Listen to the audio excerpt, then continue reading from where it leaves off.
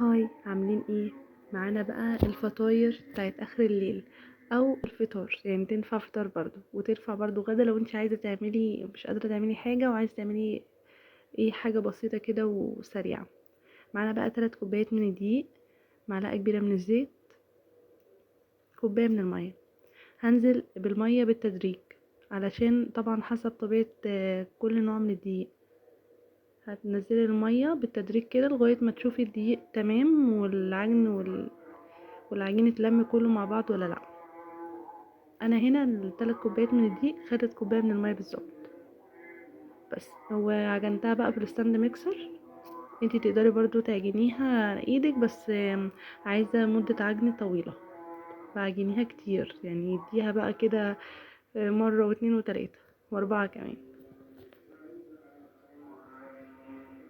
هنا بقى هسيبها ترتاح. هجيب البوله اللي انا ضربتها فيها وهرش زيت واسيبها ترتاح لمده ربع او نص ساعه. زي ما انتوا شايفين ما شاء الله العجينه زي الفل. هنا بقى هقسمها لكور. هي هنا عملت معايا 7 كور، انتي تقدري تصغري او تكبري براحتك، مفيش مشكله. هنا انا هحشيها بقى، يعني انا كان عندي بطاطس وعندي طبق كده كبد وقوانص وقلت هحشيها دول. تقدري انتي تحشيها بقى جبن، خضار، اي حاجه المتوفر عندك، يعني احنا بنعمل حاجه تسهل الدنيا علينا مش تصعبها.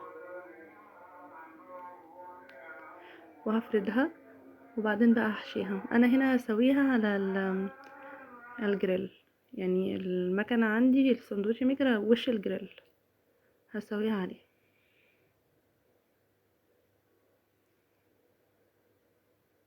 منجزة وطعمها حلو جدا، وعلى فكرة يعني لو كلتي واحد اتنين بالكتير هتشبعي، بتشبع جدا.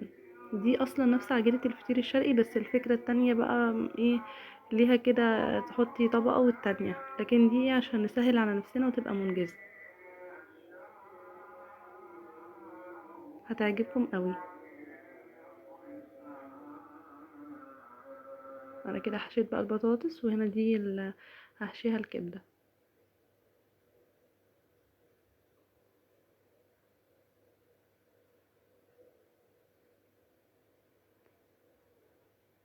اي حاجة عندكم، اي ميكسات تقدروا تحشوها. وهنا بقى دلوقتي هحطها بقى في المكنة وهتستوي وهتطلع مقرمشة وجميلة قوي وطعمها. بصوا يعني الطعم خيالي والله، طعم حلو جدا.